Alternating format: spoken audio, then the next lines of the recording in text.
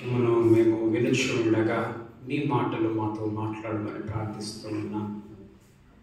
మా పరిస్థితిని మీరు ఎరిగిన దేవుడుగా మీరు ఉంటున్నారు. మీరు మాట్లాడితే తప్ప మాకు అర్థము కాదు. మీరు మాట్లాడితే తప్ప మాకు ధైర్యం రాదు. మీరు మాట్లాడితే తప్ప మాకు ఆదరణ దొరకదు. మీరు మాట్లాడండి. ఈ సమయంలో మీకు అప్పగిస్తూ యేసు నామములో వాడికి వేడుకొనుచు ఉన్నాం మా ప్రియ పరలోక తండ్రి. ఆమేన్. సరే, మనము వాక్య ధ్యానము నిమిత్తము 1 తిమోతి అపోస్తలుడైన పౌలు తిమోతికి రాసిన మొదటి పత్రిక 6వ అధ్యాయంలో మనము కొన్ని వచనములను మనము చదివి ధ్యానం చేసుకుందాం. బయట ఉన్న వాళ్ళు కూడా లోపలికి వస్తూ మంచిగా ఉంటారు అన్నమాట. కారణం ఏంటంటే వారు కూడా వాక్యం వింటారు. సరేమా, ఈరోజు చాలా అందరికీ నచ్చిన వాక్యం ఏమిటి అని అంటే, మనుషులముగా మనం దేని కొరకు మనం బ్రతుకుతూ ఉన్నాం ఈ లోకంలో. ఒక గురి కొరకు మనం బ్రతుకుతూ ఉంటాం.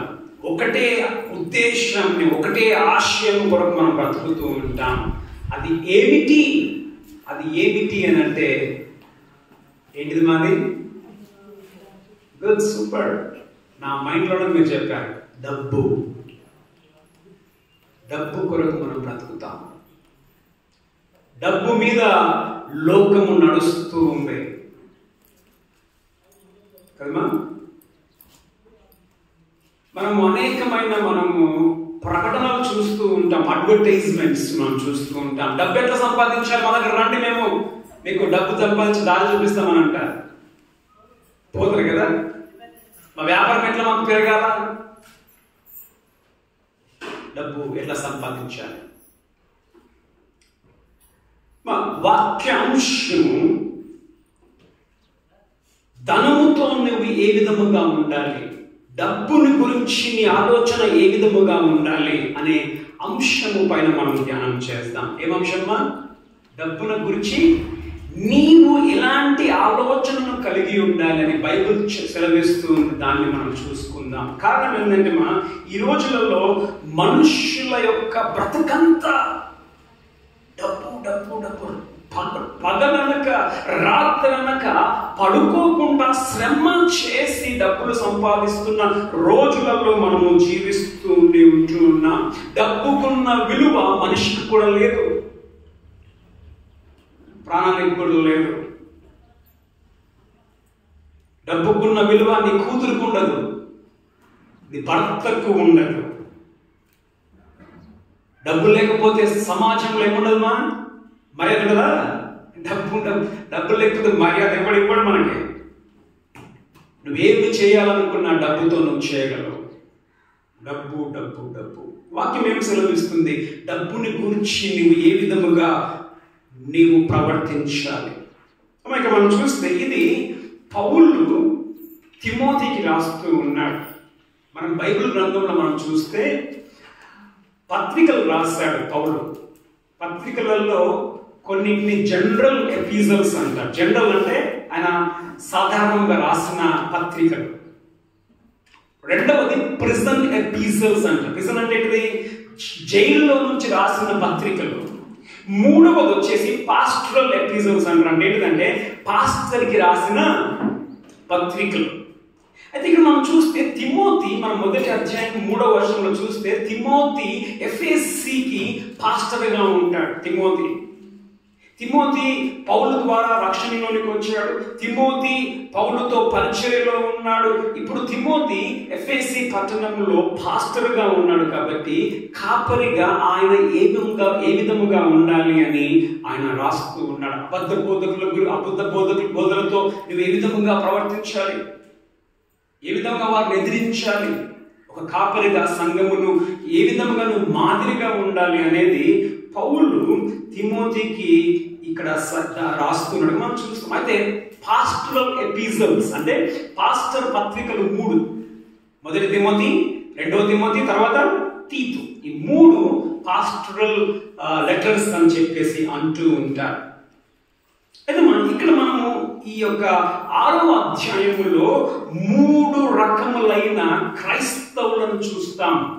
డబ్బుతో, వినండి, డబ్బుతో 3 రకముల క్రైస్తవులను మనం చూస్తాం. ముఖ్యంగా ఇక్కడ పౌలు ఎవరిని గురించి రాస్తూ ఉన్నాడు అంటే అబద్ధ బోధకుల గురించి రాస్తూ ఉన్నాడు. 5వ వచనం చెడిపోయిన మనసు కలిగి, ఓకే, సత్యహీనులైన దైవభక్తి, చూడండి, సత్యహీనులై దైవభక్తి లాభ సాధనం అనుకోండి. ఏంటంటే లాభం? ఏం లాభం అంట? దైవభక్తి దేనికి లాభం అంట? దైవభక్తి లాభ సాధకం అనేటిది. నువ్వు దేవుని మీద భక్తి పెడితే నీకేమొస్తుంది? డబ్బు వస్తుంది. మనం వింటూ ఉంటాం కదా చాలా మందిది, యేసును నమ్ముకో నీకేమవుతుంది? నీ అప్పులన్నీ పోతాయి. దైవభక్తి ఏంటిది? లాభ సాధకమని. లాభ సాధకమని మనుషుల వ్యర్థ వివాదములు కలుగుచున్నవి. మనుషుల వ్యర్థ వివాదములు. కొంతమంది అబద్ధ బోధకులు వారు ఏ విధముగా బోధిస్తున్నారంటే దైవభక్తి లాభ సాధకం. అర్థమైందమ్మా? దైవభక్తి ఏంటిదంట? లాభ సాధకం. అంటే ఏంటి? నువ్వు ఎందుకు ప్రభుని నమ్ముకోవాలమ్మా? ఎందుకు ప్రభుని నమ్ముకోవాలి? నీకు లాభం రావాలంటే నువ్వు యేసు ప్రభుని నమ్ముకో. చాలా మంది ఈ రోజుల్లో సేవకులు బోధించేది ఆ బోధనే. ఏ బోధ? నువ్వు యేసు ప్రభుని నమ్ముకో, నీకు లాభం వస్తుంది. ఇది తప్పుడు బోధ. లాభం అంటే ఏంటమ్మా? నువ్వు డబ్బు పరంగా నువ్వు లాభాన్ని పొందుకున్నావు. అయితే పౌలు ఇలాంటి బోధకులను, వారి యొక్క ఆలోచన విధములను గూర్చి కూడా ఇక్కడ ప్రస్తావిస్తూ ఉండి ఉంటాడు. అయితే 3 రకాల క్రైస్తవులు మనం చూస్తాం. మొదటిదిగా పేద విశ్వాసులు, పేద క్రైస్తవుల యొక్క ఆలోచన డబ్బు గురించి. రెండవదిగా ధనవంతులైన క్రైస్తవుల ఆలోచన డబ్బు గురించి ఏ విధముగా ఉంటారు? మొదటిమా పేద విశ్వాసులు డబ్బు గురించి ఎలాంటి ఆలోచన కలిగి ఉండాలి. రెండవది ధనవంతులైన క్రైస్తవులు డబ్బు గురించి ఏ విధమైన ఆలోచన ఉండాలి. మూడవది ఏమిటనంటే నామకార్థ క్రైస్తవులు డబ్బు గురించి ఏ విధముగా ఆలోచన చేస్తారు. నామకార్థ క్రైస్తవులు అంటే నిజమైన క్రైస్తవులు కాదు, పేరు మాత్రమే క్రైస్తవులు, ఆచరణలో వారు క్రైస్తవులు కారు. ఈ 3 మనం చూస్తాం. మొదటిదిగా 6 నుండి 8 వచనంలో మనము చదువుకుందామా. 6 నుండి 8 వచనం చదవండి. సంతృష్టి సహితమైన దైవభక్తి గొప్ప గొప్ప లాభ సాధనమైన. సంతుష్టి సహితమైన దైవభక్తి గొప్ప లాభ సాధకమై ఉన్నది. అమ్మా, మనలో అందరము ధనవంతులను ఎవరు లేరు. మన సంఘంలో నాకు తెలిసి లక్షల కోట్లకు మనం ఉన్న వాళ్ళం ఎవరము లేరు. అనేక సార్లు పేదలుగా ఉన్న మనము ఏం చేస్తామనంటే ధనవంతులుగా ఉన్న వారిని చూసి మనతో వారిని మనం పోల్చుకుంటాం. అయ్యో, వారికి ఇంత మంచి బంగ్లా కట్టుకున్నారే, ఇన్ని ఎకరాల ఆస్తి వాళ్ళకుందే, వారి కాళ్ళలో తిరుగుతూ ఉన్నారు, వారి భోజనము లగ్జరీ భోజనములు.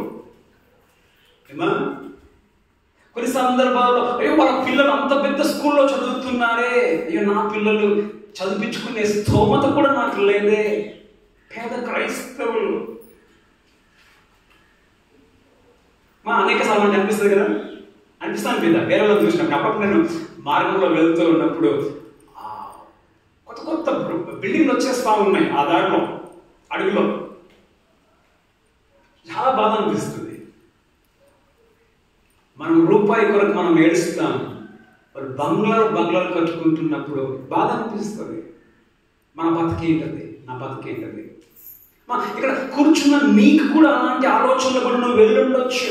నా బ్రతుకేమిటి, ఈ పేద బ్రతుకు, వారెంత ధనవంతులుగా. వాక్యం ఏమి సెలవిస్తుంది అని అంటే 6వ వచనములో ఏంటంటే సంతుష్టి సహితమైన దైవభక్తి గొప్ప లాభ సాధకము. గొప్ప లాభం. గొప్ప లాభము ఏంటిదంట? సంతుష్టి అంటే ఏంటమ్మా? తృప్తి వేరు, సంతృప్తి వేరు. సంతృప్తి అంటే ఏంటిది? ఇంకా నీకు ఇంకా ఎక్కదు, నా సరిపోయిందా.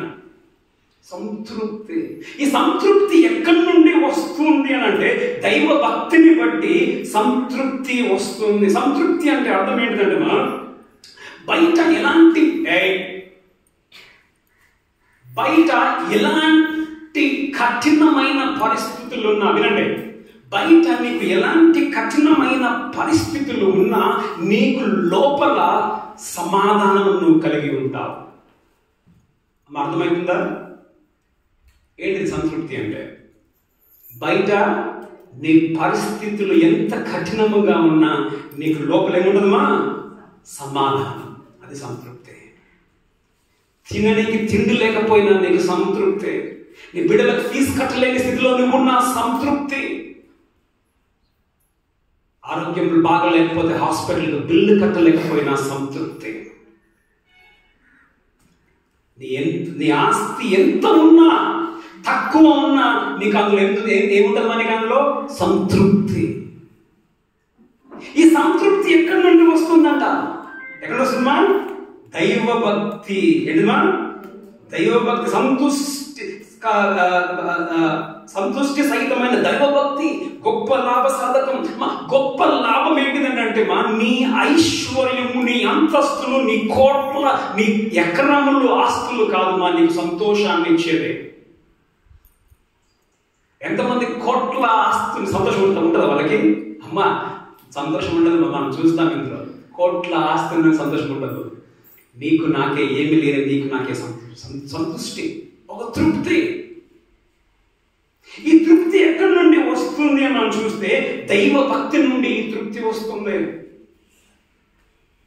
దైవభక్తి ఏంటంటే దేవుని లాంటి బ్రతుకు. నేను దేవునిలాగా ఎంతగానో బ్రతుకుతే నీకు అంత సంతృప్తి నీ జీవితంలో నువ్వు కలిగి ఉంటావు. పరిశుద్ధమైన జీవితం. చదవండి మా సామెతలు 15:16. సామెతలు 15:16. నెమ్మది లేకుండా విస్తారమైన ధనముండుట కంటే, నెమ్మది లేకుండా విస్తారమైన ధనముండుట కంటే యెహోవాయందు భయభక్తులతో, యెహోవాయందు భయభక్తులతో కూడా కొంచెం కలిగి ఉండుట మేలు. సూపర్. ఎటువా ఎంతో ఉండి నీకు నెమ్మది లేకుండా ఉండడం కంటే దేవుని మీద భయభక్తి కలిగి కొంచెం ఉంటే ఎంతో మేలమా. మొదటిదిగా నువ్వు పేదగా వ్యక్తివేమో, నీకు డబ్బు లేదేమో, కానీ సంతృప్తి నీవు నేర్చుకోవాలి. అది ఎట్లా వస్తుందో సంతృప్తి? దైవ భక్తితో. దైవభక్తి, సంతృష్టి సహితమైన దైవభక్తి గొప్ప లాభ సాధకం. కారణం ఏం తెలుసామా? మన యొక్క సమృద్ధి ఎవరు తెలుసామా? మన సమృద్ధి దేవుడే. మనం ఎవరి మీద ఆధారపడతామా? డబ్బు లేనప్పుడు గొప్ప లాభం ఏం తెలుసామా? నువ్వు దేవుని మీద ఆధారపడతావు. ప్రతి అవసరాన్ని నువ్వు దేవుని మీద ఆధారపడతావు. డబ్బు ఉంటే నువ్వు డబ్బు మీద ఆధారపడతావు. డబ్బు లేకపోతే నువ్వు దేవుని మీద ఆధారపడతావు. అంతకంటే గొప్పది ఏంటంటే గొప్ప లాభ సాధకం. డబ్బు కంటే గొప్ప లాభం ఏంటంటే దేవుని భక్తి మీద నువ్వు ఉన్నప్పుడు. 2 కొరింథీ 3:5.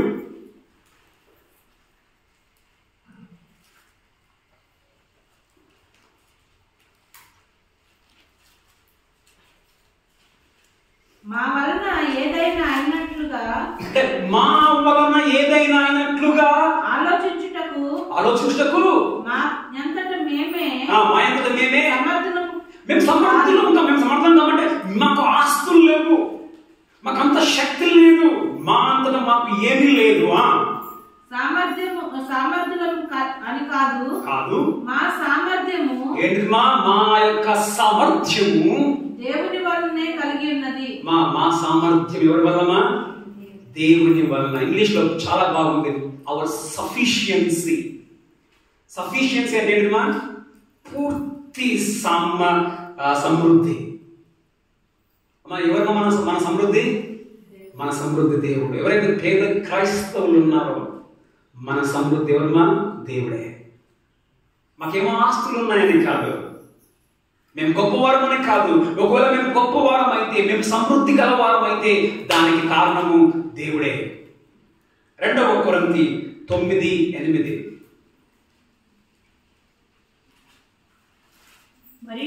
మరియు అన్నిటి యందు ఎల్లప్పుడూ మీలో మీరు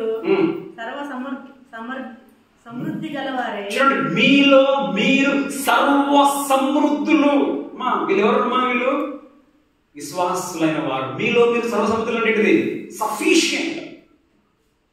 సర్వసముద్రులు సర్వసమృద్ధి గలవారే ఉత్తమమైన ప్రతి కార్యం చేయుటకు దేవుడు మీ ఎడల సమస్త విధములైన కృపను విస్తరింపజేయగలడు. దేవుడు మీకు కృపను విస్తరింపజేయగలడు. మన సమృద్ధి దేవుడు. నీ సమృద్ధి క్రీస్తే మన సమృద్ధి దేవుడు. తర్వాత 7వ వచనంలో అంటాడు, 6:7 తిమోతి 6:7 అని అంటాడు ఏంటంటే, మనం ఈ లోకంలోనికి ఏమీ తెలియదు, దీనిలో నుండి ఏమీ తీసుకొని పోము. ఏం తెచ్చావా నువ్వు? నీ ఎకరం భూములు తెచ్చుకున్నావా? నీతో తీసుకుపోవడానికి ఏం చేస్తున్నావు? గట్టిగా పట్టుకుంటే వదులురా, వదులు, నా పీక పోయేదే వద్దా, పీక తెచ్చుకుంటాడు దాని మాత్రం వద్దాడు. పట్టుకుపోతావా నువ్వు ఆస్తిని? ఏమి తీసుకొని రాలేదు, నువ్వేం తీసుకొని పోవు. యోబు అంటాడు, యోబు ఆస్తి అంతా పోయింది. యోబు అంటాడు 1:21 యోబులో ఏమంటాడమ్మా? నా తల్లి గర్భం నుండి నేను దిగంబరిగా వచ్చాను, నేను దిగంబరిగా పోతాను అంటే అర్థమైందమ్మా? ఏమి తీసుకొని రాలే. కడుపులో నుంచి వచ్చినప్పుడు, నా తల్లి కడుపులో నుండి వచ్చినప్పుడు నేను పోయేటప్పుడు కూడా ఏమీ నేను తీసుకొని పోను. కాబట్టి మా దైవ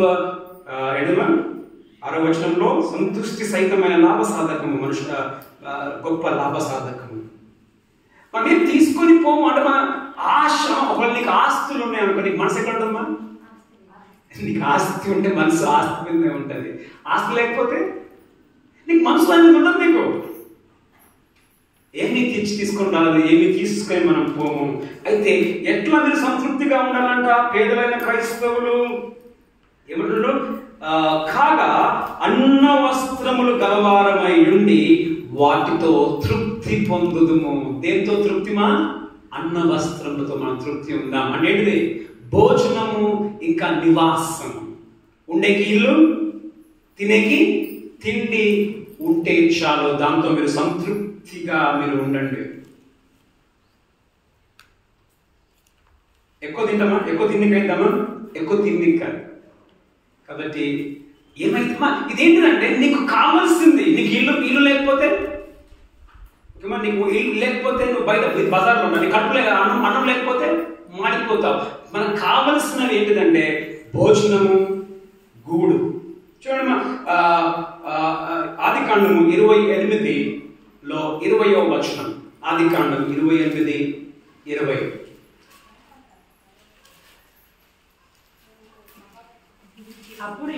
అప్పుడు యాకోబు నేను తిరిగి నా తండ్రి ఇంటికి క్షేమంగా వచ్చినట్లు దేవుడు నాకు తోడైండి నేను వెళ్ళుచున్న ఈ మార్గంలో నా మార్గంలో నన్ను కాపాడి తినుటకు ఆహారమును ధరించుకొనుటకు వస్త్రములను నాకు దయచేసిన ఎడల యెహోవా నాకు దేవుడైయుండును. ఆయన నాకు దేవుడు. ఏమంటున్నాడమ్మా? పోనీకి నాకు ఒక స్కూటర్ కావాలి చెప్పన్నాడా? పోనీకి నాకు స్కూటర్ ఇస్తే ఆయన దేవుడు అని చెప్పాడు. లేదు, తినడానికి ఆహారము, వేసుకోవడానికి నాకు బట్టలు ఇస్తే ఆయన నాకు దేవుడు. మన దేవుడు ప్రతి అవసరమును ఆయన మహిమ ఐశ్వర్యంలో తీర్చగలడు. కానీ దేవుడు నీకు కావలసింది ఇస్తాడు కానీ అత్యధికంగా ఇవ్వడమా? నీకు ఏం కావాలో ఇస్తాడు ఆయన. ఇప్పుడు తల్లిదండ్రులు పిల్లలకి ఏం ఇస్తారు? మనం ఇప్పుడు చిన్నపిల్లలకి ఆడ చాకు చూస్తాడు, వాడు కావాలి చాకులు ఇస్తావు, నువ్వు చాకులు ఇస్తావా? ఇవ్వవు. చాక్లెట్ ఇస్తావు, చాకు నువ్వు ఎందుకు చాకు తీసుకుని పడినా వాడు కట్ చేసుకుంటాడు. అమ్మా, నీకు ఏం అవసరమో దేవుడికి తెలుసు. అది దేవుడు ఖచ్చితంగా మనకి ఇచ్చే దేవుడుగా ఆయన ఉంటున్నాడు. మత్తయిలో మంచి మాట్లాడాడు యేసు ప్రభు 6వ అధ్యాయం 26 నుంచి 30 వచనంలో, మీరు దేన్ని గురించి చింతించకుడి, తినుటకు ఆహారమును గురించి, వేసుకున్నటకు వస్త్రమును గురించి మీరు దేని గురించి ఆలోచన చేయకండి. దేన్ని గురించి ఆలోచన చేయకండి. ప్రాణము ఆహారము కంటే గొప్ప కాదా? అమ్మ ఏది గొప్పమా? ప్రాణం గొప్పనా, నీ యొక్క భోజనం గొప్పనా? ప్రాణమా భోజనమా? అఫ్కోర్స్ కొందరికి మాట్లాడలేదు, బైబిల్లో ఉంది. కొందరి కడుపే వారికి దేవుడు అంట, కొందరి కడుపే వారికి దేవుడు అంట. ఆహారము కంటే ప్రాణము, వస్త్రము కంటే దేహము గొప్పది. అమ్మా నీ యొక్క దేహము కంటే ఏం గొప్పమ్మా? నీ వస్త్రం కంటే ఏం గొప్పది? దేహము గొప్పది. దేని గురించి చింతించకండి. మీరు ఆహారం కంటే మీ ప్రాణం గొప్పది. మీ యొక్క బట్టల కంటే మీ దేహము గొప్పది. దేవుడు ఆకాశ పక్షులనే పోషించినప్పుడు మిమ్మల్ని పోషించే శక్తి ఆయనకు లేదా? ఒక గడ్డి పువ్వు పొద్దునకు వచ్చి సాయంత్రం వాడిపోయే గడ్డి పువ్వుని అంత చక్కగా అలంకరిస్తే మీకు బట్టలు నింపడా? దేనిని గురించి చింతించకూడదు. మా అని దేని గురించి మాట్లాడుతుందంటే, నీకు ఏమైతే కావాలనో వాటి గురించి. అవి బేసిక్ థింగ్స్, అవి బేసిక్ థింగ్స్. మరి మనం అనొచ్చు అన్నా, తినడానికి తిండి సరిపోద్దా అన్న, వేసుకొని పట్టుంటే సరిపోద్దా అన్న, మన బిడ్డల చదువు ఎట్లా, హాస్పిటల్కి మా ఖర్చులు ఎట్లా, మా అప్పులు ఎట్లా అని మనం అనుకోవచ్చు. చదవడమా హెబ్రీ రాసిన పత్రిక 13వ అధ్యాయము 5-6 వచనము. హెబ్రీ 13:5-6. చక్కని మాట అంటున్నాడు. ధనాపేక్ష లేని వారే. ధనాపేక్ష అంటే ఏంటిది? ధనాపేక్ష అంటే మా డబ్బాశ. అయ్యో ఉంటే బాగుండే, నా బిడ్డ గురించి చదివించుకుంటుంటే.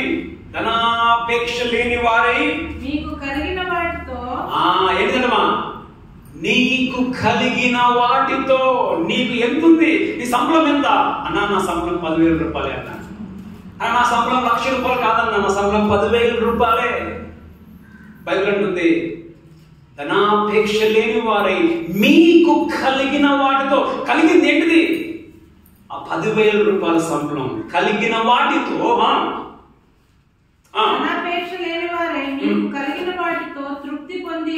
తృప్తిగా. మా దేవుడు చెప్పే మాట, నీకు వచ్చే నీ 10,000తో తృప్తిగా ఉండు బిడ్డ. కానీ మనకి ఎక్కడ తృప్తి ఉంటుంది మా? అయ్యో 1,00,000 వచ్చేసింది ఆయనకి సంబళము, నాకు 10,000. దేవుడు చెప్తున్నాడు, బిడ్డ నువ్వు తృప్తిగా ఉండు నీ 10,000తో. తృప్తిగా ఉండు. నిన్ను ఏ మాత్రమును విడువను. చక్కని మాట. నిన్ను ఏ మాత్రమును విడువను, నిన్ను ఎన్నడూ ఎడబాయను అని. నిన్ను ఎన్నడూ ఎడబాయనని ఆయనే చెప్పాను కదా. దేవుడు అంటున్నాడు, బిడ్డ నిన్ను విడువను, ఎడబాయను. ఈ డబ్బులు లేవా, నేనున్నాను. అదే మాట ఎవరన్నారమ్మా? అబ్రహాం అంటాడు.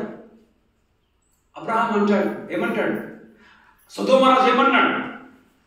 ప్రజలను నాకిచ్చి నా ఆస్తంతటి నువ్వు తీసుకోనంటే అబ్రహాం ఏమన్నాడు?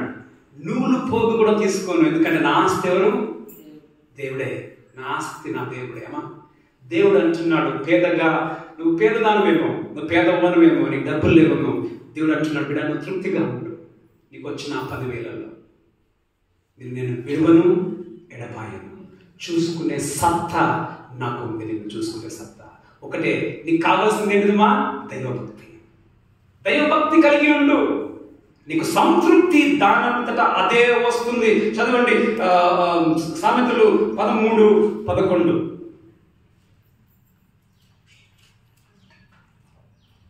మోసము చేత సంపాదించిన ధనము క్షీణించిపోవును. ఏమిటమ్మా? వాని ముంచి వీని ముంచి వడ్డీలకిచ్చి సంపాదించిన ధనం క్షీణించిపోవును. గమనించండి, కష్టము చేసి చెమట ఓడ్చి కూర్చుకొనువాడు తన ఆస్తిని వృద్ధి చేసుకొనును. నీ ఆస్తి వృద్ధి అంటే దేవుడు పెంచుతాడు. శ్రమ చేసి నువ్వు సంపాదించుకున్న ఆ 10,000 రూపాయలే, అది దేవుని వాగ్దానం. నేను విడువను, ఎడబాయను. కాబట్టి సంతృప్తిగా ఉండాలి. క్రైస్తవులుగా మనం పేదవారుగా ఉన్న మనము సంతృప్తిగా ఉండాలి. మరి సంతృప్తి, ఈ యొక్క దైవభక్తి ఏ విధంగా వస్తుంది? దైవభక్తి ఏ విధముగా వస్తుంది అని అంటే మా 3వ వచనం చదవండి మా. ఎవడైనాను మన ప్రభువైన యేసుక్రీస్తు యొక్క హితవాక్యములను దైవభక్తికి అనుగుణమైన బోధను అంగీకరింపగా భిన్నమైన బోధను. దైవభక్తికి అనుగుణమైన బోధ, చక్కటి మాట. 3వ వచనం, ప్రభువైన యేసుక్రీస్తు ఒక హితవాక్యం. హితవాక్యం అనేది మా సరి అయిన వాక్యం. వాక్యము ఏం చెప్తుందో అదే చెప్పడం హితమైన వాక్యము. దైవభక్తికి అనుగుణమైన బోధ. ఎలాంటి బోధ?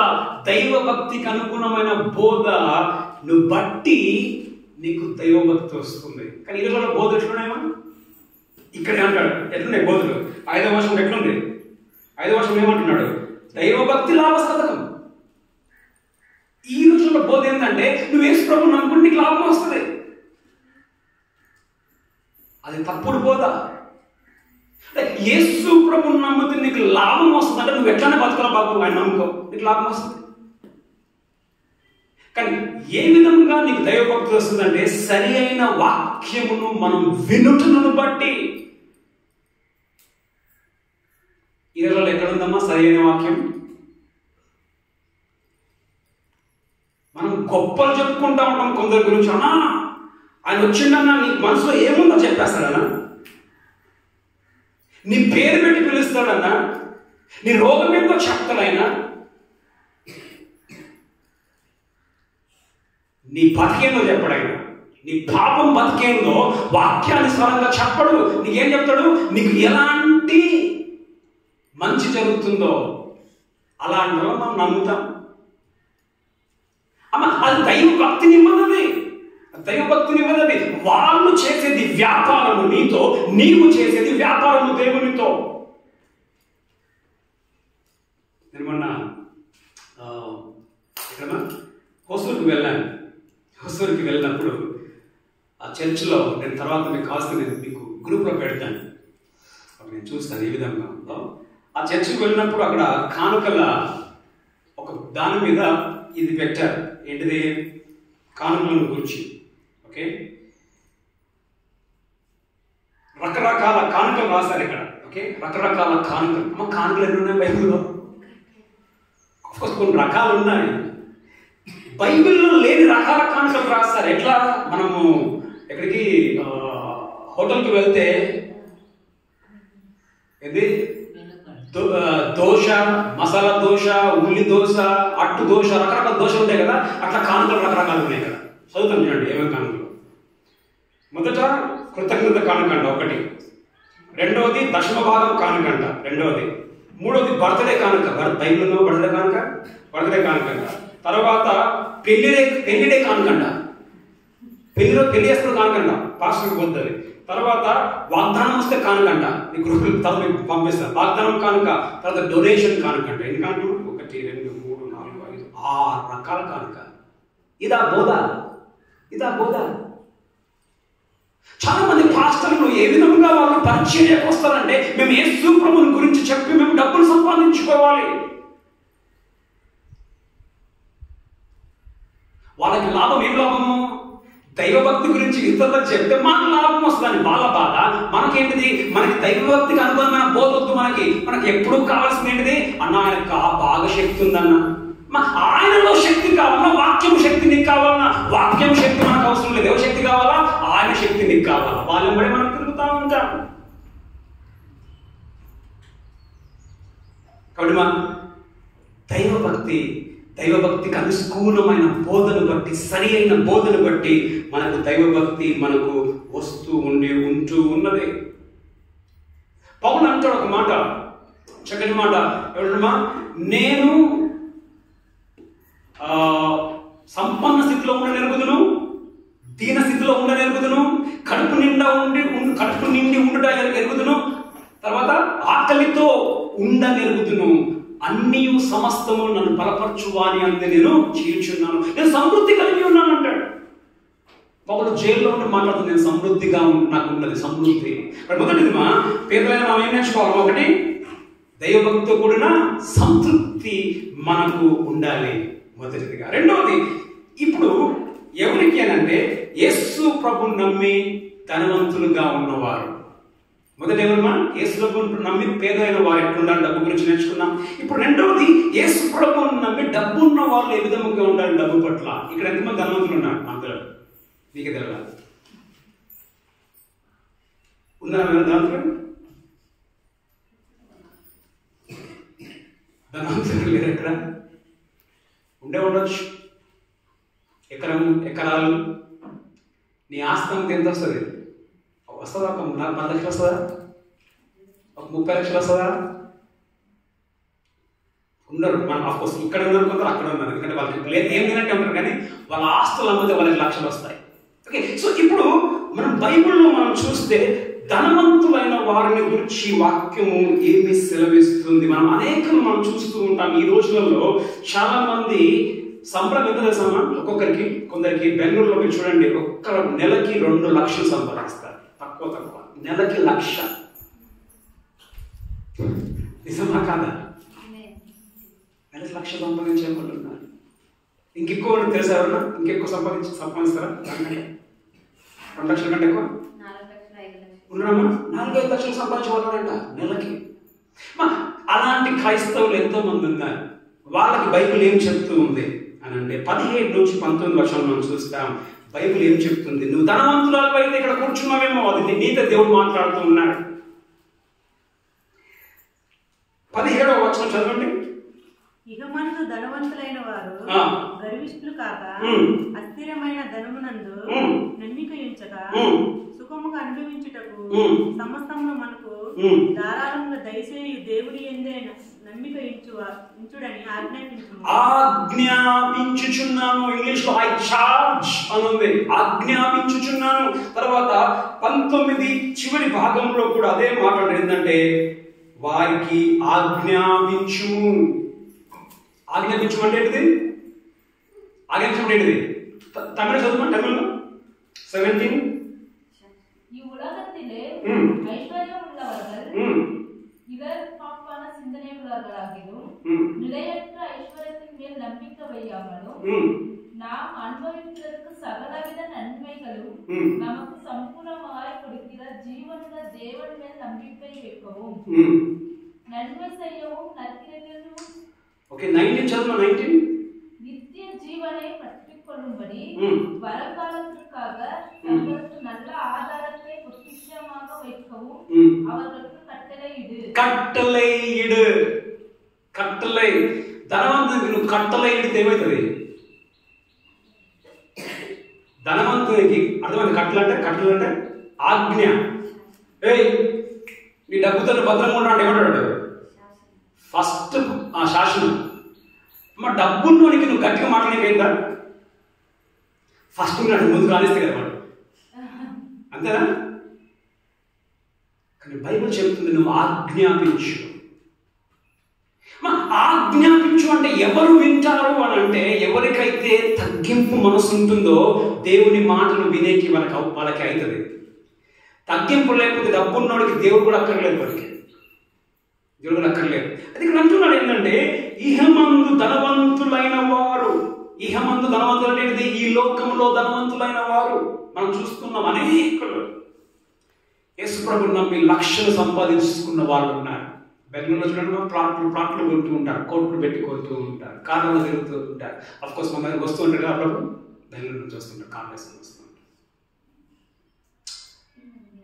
ధనవంతులు, ఇహమందు ధనవంతులు, క్రైస్తవులుగా ధనవంతులు ఏం చేయొద్దు అని అంటే బైబిల్ ఏం చెప్తుంది? వారు ఏ విధంగా వారు ప్రవర్తన ఉండాలి అని అంటే గర్విష్ఠులు కాక.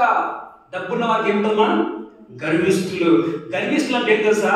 వాళ్ళు డబ్బు లేని వారిని తక్కువ చూస్తారు. వాళ్ళు చూస్తారా? చూడరా? ఇప్పుడు వాళ్ళ ఇంటికి నువ్వు నేనే పోదామా, వాళ్ళ సోఫాను చూస్తే మెసిపోతుంది. కూర్చొనిస్తారు నిన్ను మనం సోఫాలో మనకు చేరేస్తారు కూర్చొని. వాళ్ళు ఇంకా మంచి బట్టలు వేసుకొని సెంటు కొట్టుకుని పోయిన వాళ్ళకి, వాళ్ళ లెవెల్ వాళ్ళకి మాత్రం సోఫాలో కూర్చోబెడతారు. నీకు నాకు చేరిస్తారు, అట్లా చేరిస్తారు. కారణం ఏంటంటే గర్వం. అనేకులకు డబ్బున్న వారికి గర్వం. అయితే నీవు ప్రభువుని నమ్మితే, నువ్వు యేసు ప్రభువులో నిజమైన విశ్వాసమును నీవు కలిగి ఉంటే నీకు ఏముండదు, నీకు గర్వం ఉండదు. అంటే డబ్బు లేని వారు వారిని నువ్వు తక్కువగా నీవు చూడొద్దు. మనం చూస్తాం అనేకులు, ఆఫ్కోర్స్ ఆ బెంగళూరు నుంచి వచ్చే చాలా మంది చాలా తగ్గింపు ఉన్న వాళ్ళే, మనతో పాటు వాళ్ళు కూర్చుంటారు, మనతో పాటు వాళ్ళు తింటారు, కానీ చాలా మందికి అది ఉండదు. కాబట్టి ఇక్కడ ఎవరైనా డబ్బు ఉన్న వారిని గర్వముగా, నువ్వు డబ్బు లేని వారిని నువ్వు కేవలంగా చూస్తూ ఉన్నావా, నీకేముండదుమా, గర్వము ఉండకూడదు. తర్వాత ఏమంటున్నాడంటే అస్థిరమైన ధనం మీద నమ్మిక ఉంచక. దేని మీద నమ్మకం పెట్టుకోవద్దు. అస్థిరమమ్మా, ఈ ఆస్తి నీకు ఎప్పుడు ఉండదు, దీన్ని నువ్వు ఎప్పటికీ అనుభవించవు, దీన్ని తీసుకొని నువ్వు పోవు, దాన్ని నువ్వు ఆశ పెట్టుకోవు. చదవండి సామెతలు 23:4-5. సామెతలు 23:4-5.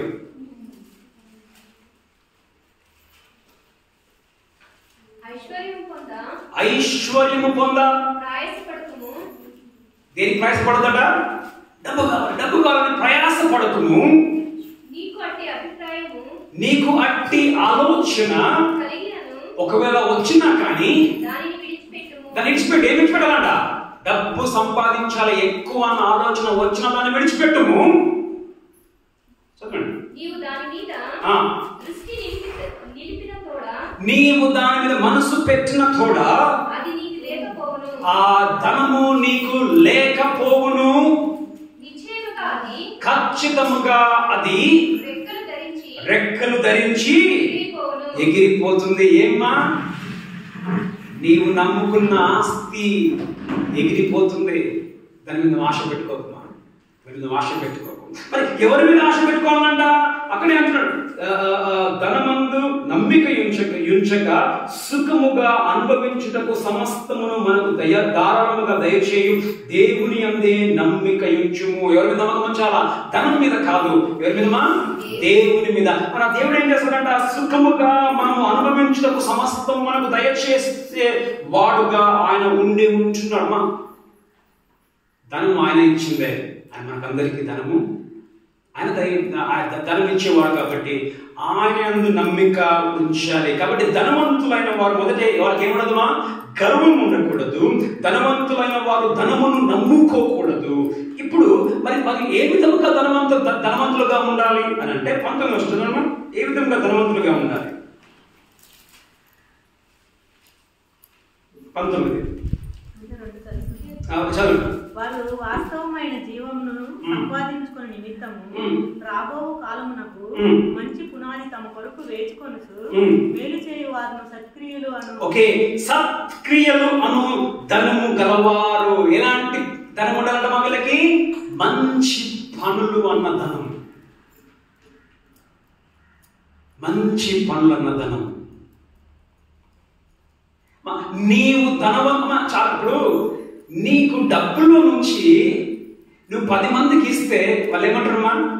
నీ డబ్బులు పోగొడరు, నీ మనసులు పోగొడతారు. అరే ఎంత పెద్ద మనసు లాగది. అదే అంటున్నాడు, ఏమంటారమ్మా? సత్క్రియలు అను ధనము గలవారు, మంచి పనులు అన్న ధనము నీకు ఉండాలి. కానీ మనకేముంటది? ఏ పేరు? పిష్నితనం అన్న పేరు ఉంటుంది కదా. పిష్నితనము మన ధనముగా ఉండకూడదు. సత్క్రియలు, మంచి పనులు చేయాలి. ఎవరుమా? గొప్ప క్రైస్తవులు. అదే 19 ఎలాంటి మంచి పనులు చేయాలంట? మొదట 19 మనం చూస్తే మేలు చేయువారును. ఏం చేయాలి? ధనవంతులు ఏం చేయాలి? మేలు. ఎవరికి మేలు చేయాలి? పేదలకు మేలు చేయాలి. మేలు చేయాలి. మరి చేస్తున్నారా ధనవంతులైన క్రైస్తవులు? నీకు ధనం ఉందా? ఇక్కడ కూర్చొని నువ్వు పేదలకు సహాయం చేస్తున్నా. తర్వాత రెండవది ఏమిటమా? సత్క్రియలు గలవారు, ఔదార్యము గలవారు. ఔదార్యం అంటే ఏంటమ్మా? ఔదార్యం అంటే ఏంటిది? ధారాళంగా ఇవ్వడం, ధారాళంగా ఇవ్వడం.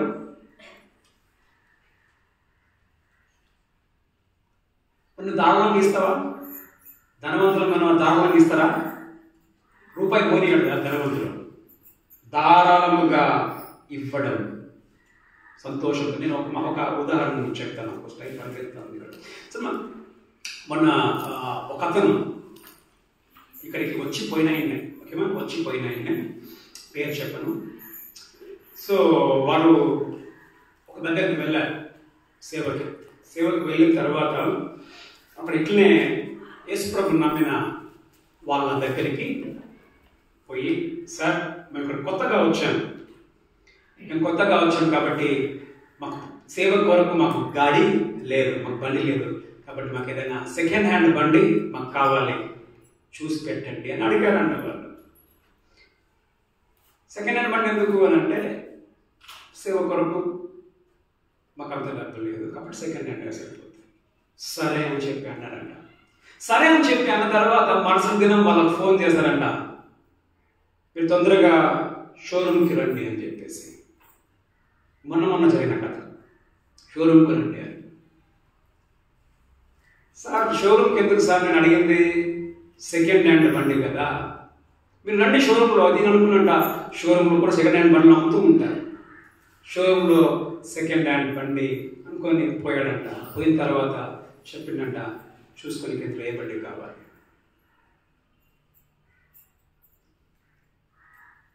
సార్ నాకు అంత డబ్బు లేదు సార్, నువ్వు చూసుకో ఏది కావాలో.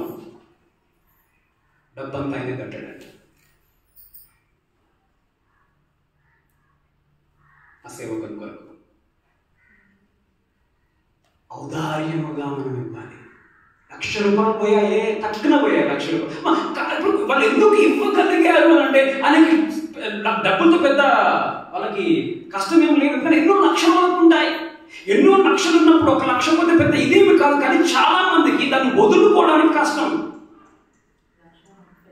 ₹1,30,000 ఔదార్యం నీకుందా? ఔదార్యం ఇచ్చే మనస్సు నీకుందా? పేదలైన క్రైస్తవులకు. తరువాత అంటున్నాడు, మా ఔదార్యముగా తమ ధనములో ఇతరులకు పాలిచ్చు వారు వలె ఉండవలను. ఎక్కడికి ఇవ్వాలంటమా? ఎక్కడికి ఇవ్వాలి? నీ ధనములో నుండి పేద క్రైస్తవులకు సహాయము చేయాలి. నీ ధనములో నుండి. మరి మనం చేస్తూ ఉన్నామా? నీకు డబ్బు ఉంది, నీకు లక్షలు ఉన్నాయి. ఇక్కడ నీతో కూర్చున్న ఒక విశ్వాసికి, మనతో కూర్చున్న వాళ్ళకి తిండికేమో తిండి లేదు, నీకేమో కోట్లకు నీ ఇంట్లో ఎంతో పనులు అవి ఉన్నాయి, వాళ్ళకి ఇవ్వడానికి నీకు శక్తి ఉందా? నీ బిడ్డలకు చదివించుకోనికి లక్షలు కోట్లు కడతావు. పేదలైన వాళ్ళ బిడ్డలు చదివించుకోనికి డబ్బులు లేకపోయినప్పుడు వారి బిడ్డలకు చదువుకోవడానికి సహాయం చేసే మనస్సు నీకుందా? నీ ధనములో నుండి. కారణం ఏంటంటే మా చదువు కింద అంటాడు, ఏంటంటే మా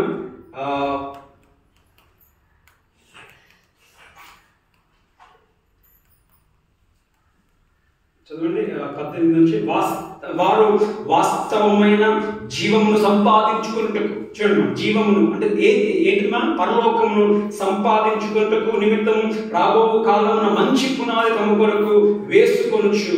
మంచి పునాది. దేవుడు నీవు చేసిన నీ కార్యములను మర్చిపోడు. దేవుడు నీకు ప్రతిగా దేవుడు నీకు ఇస్తాడు. ఈ లోకంలో దేవుడిని ఆశీర్వదిస్తాడు.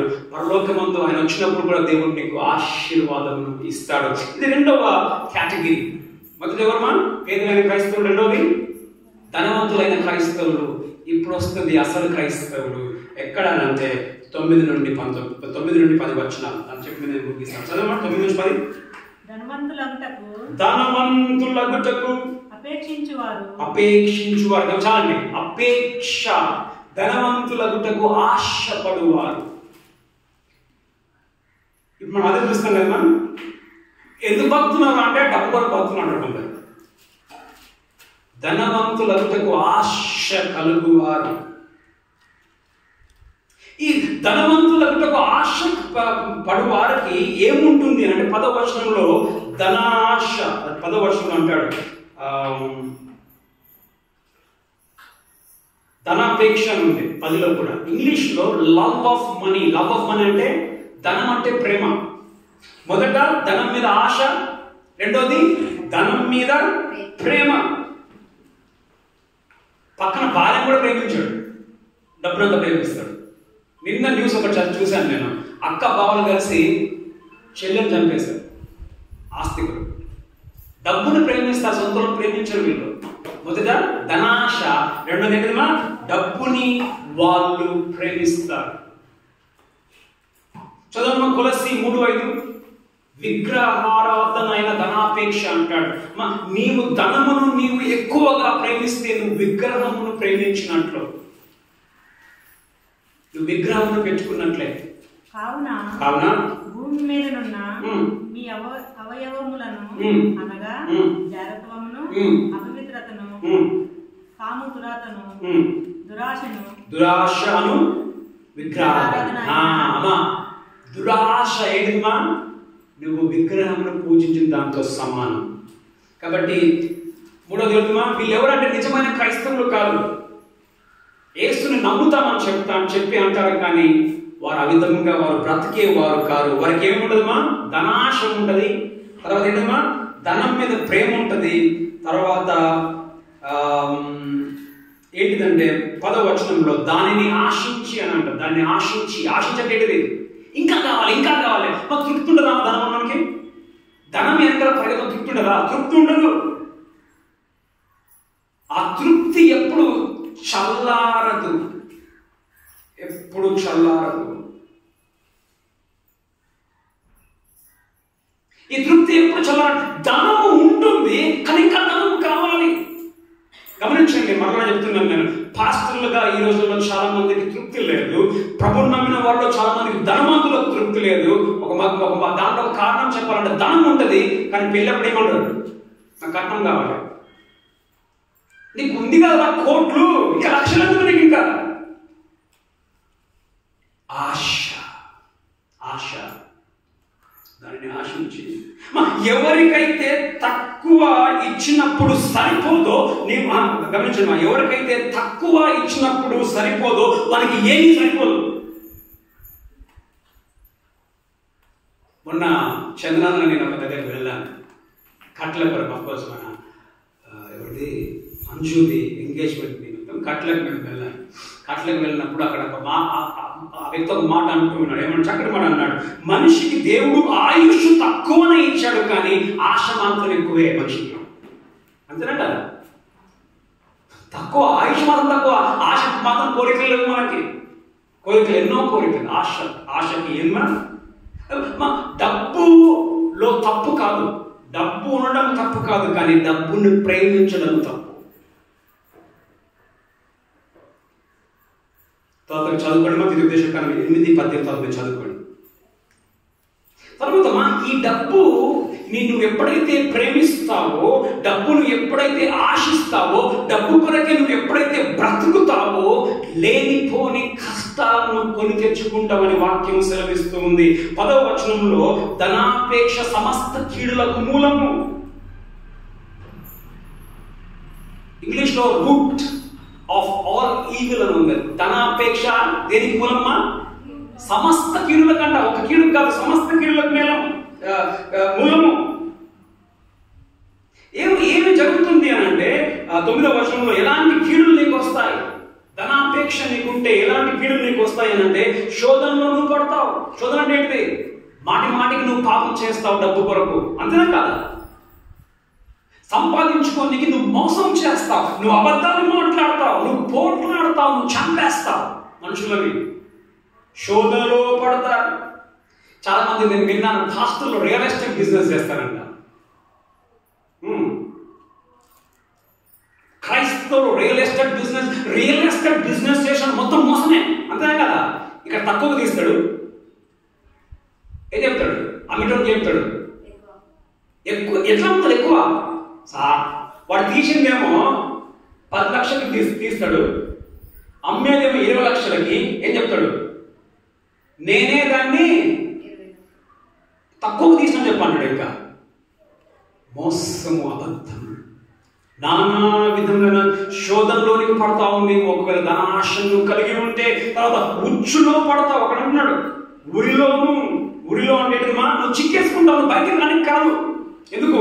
నువ్వు డబ్బు ఆశను పడ్డావు కాబట్టి నువ్వు చిక్కేసుకుంటావు, నువ్వు బయటికి రావు. ఉరిలో మీరు వినే ఉంటారు కథని. కోతి ఇది సొరకాయ ఇట్లా వస్తుంది. సొరకాయ ఇట్లా వచ్చి పైన, ఓకే, ఇట్లా వచ్చి ఇట్లా వస్తుంది. ఈ సొరకాయలో ఏమో పల్లీలో సంథింగ్ ఏమో వేసారంట. వేసినప్పుడు ఆ కోతికి ఏమనిపించిందంటే ఆ గింజలు కావాలి. ఏం చేసింది? చెయ్యి పెట్టింది, పోయింది. ఇప్పుడు ఏం చేయాలి? దాన్ని తీసుకోవాలి. తీసుకోవడం ఏం చేయాలి? దీన్ని మార్చాలి కదా, దీన్ని మార్చాలి. మర్చినప్పుడు ఏమవుతుంది? చెయ్యి రాదు. పోయే మాత్రం పోతుంది, కానీ బయటికి ఎందుకో అది పట్టేస్తుంది. మా ధనము మీద ఆశను కలిగి ఉంటే, ధనమును నువ్వు ప్రేమిస్తే నువ్వు శోధనలో పడతావు, నువ్వు చిక్కేసుకుంటావు. నువ్వు రావాలన్నా నువ్వు నువ్వు దానికి రావు.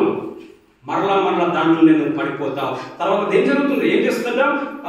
ఊరిలోను అనేక యుక్తములైన హానికరములైన అనేక దురాశలను పడుతురు. అట్టివి మనుషులను నష్టములోను నాశనములోను ముంచివేయును. ఏం చేస్తుందా? నష్టము నీకు వస్తుంది, నాశనంలోనికి నిన్ను ముంచి వేస్తుంది. నీ బ్రతుకుని నాశనం చేస్తుంది. ఏంటిది? ఆశ నిన్ను నాశనం చేస్తుంది, నీ యొక్క కుటుంబాన్ని నాశనం చేస్తుంది, ఆఖరికి నీ ప్రాణము తీస్తుంది, చివరికి నరకానికి తీసుకొని వెళుతూ ఉంది. 10వ వచనంలో మనం చూస్తే, 10వ వచనంలో, ఎందుకనగా ధనాపేక్ష సమస్త కీడులకు మూలము, కొందరు దానిని ఆశించి విశ్వాసము నుండి తొలగిపోయి. ఏంటమ్మా?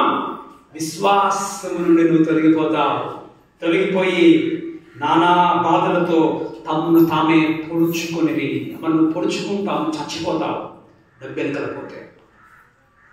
లోకంలో నష్టమే, చనిపోయినాక కూడా నీకు నరకమే. ఎందుకంటే బైబిల్ అంటుంది ఏంటంటే, యేసు అంటాడు, ఒంటే సూది బెచ్చములో నుండి పోవడమైనా పోతుందేమో, కానీ ధనవంతులు పరలోక రాజ్యంలోనికి పోవడము అసాధ్యము అని ఉంటుంది వాక్యం. ఇక్కడ కూర్చున్న నీవు ఎవరైనా డబ్బు ఆశను కలిగి ఉన్నావా? డబ్బునే నువ్వు ఎక్కువగా ప్రేమిస్తూ ఉన్నావా?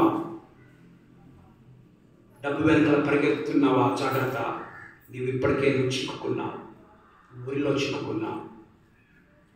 అది నిన్ను నాశనం చేస్తుంది, నీ కుటుంబాన్ని నాశనం చేస్తుంది, చివరికి నీ నరకమునకు తీసుకొని వెళుతూ ఉంది. ఒకవేళ అలాంటి వ్యక్తివి ఇక్కడ నువ్వు ఉన్నట్లయితే నువ్వేం చేయొచ్చు తెలుసామా? ఏం చేయొచ్చు అంటే, నీ డబ్బుని, ఒకవేళ ఈ డబ్బు నిన్ను గట్టిగా పట్టేస్తుంది అనుకో, నువ్వు భయపడుతున్నావేమో, ఏం చేయంటే ఈ డబ్బుని ఇతరులకు నువ్వు ఇచ్చేది నువ్వు స్టార్ట్ చేయి. అయిద్దా? ఇచ్చేకైందా? ఫస్ట్ ఆఫ్ ఆల్ ఇచ్చేకి కాదు, డబ్బును గట్టి కొట్టిన రూపాయిస్తాడా? రూపాయి ఇవ్వడు. అయితే నీవు ఇచ్చేది నువ్వు చూడు. ఇచ్చినప్పుడు నీకు మనసుకి ఏ విధంగా అనిపిస్తుంది? ఇచ్చినప్పుడు నీకు మనస్సుకి సంతోషముగా ఉంటే నువ్వు భద్రంగా ఉన్నట్లే. అర్థమవుతుందమ్మా? నీ ఆస్తిలో నుంచి నువ్వు పేదలకు ఇచ్చినప్పుడు నీకు సంతోషం అనిపిస్తే నువ్వు భద్రముగా ఉన్నట్లే. కానీ నువ్వు పేదలకు ఇచ్చినప్పుడు నీకు బాధ అనిపించినట్లయితే నీవు అపాయంలో ఉన్నట్లు. ఎందుకు? నువ్వు డబ్బులు ప్రేమిస్తున్నావు. మోకరించి అది నిన్ను ఇంకా పట్టేసి నేను నాశనం తీసుకోక మునిపే, ఏసబ్బా నన్ను ఈ డబ్బు ఆశ నుంచి నన్ను ఏం చేయి, విడిపించు అన్న ప్రార్థన చేయి. లేకపోతే నిన్ను ఎవడు విడిపించలేడు.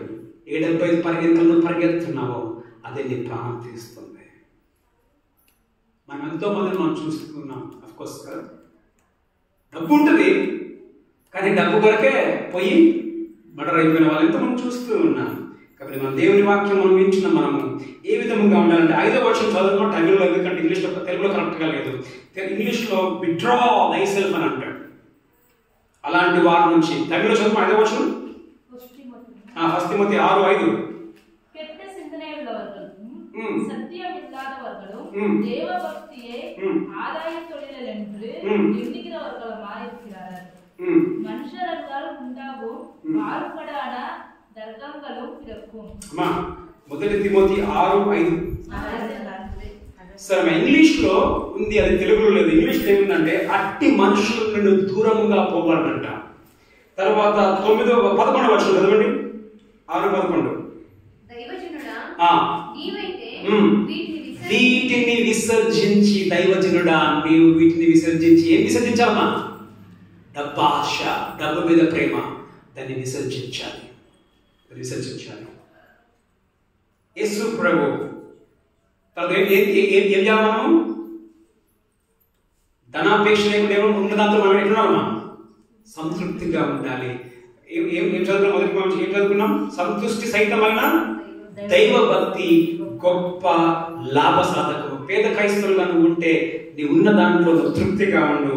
ఒకవేళ నీకు ధనం ఎక్కువగా ఉంటే ఏం చేయడమా? నీ ధనంలో కొంచెం పేదలకు ఇవ్వమా.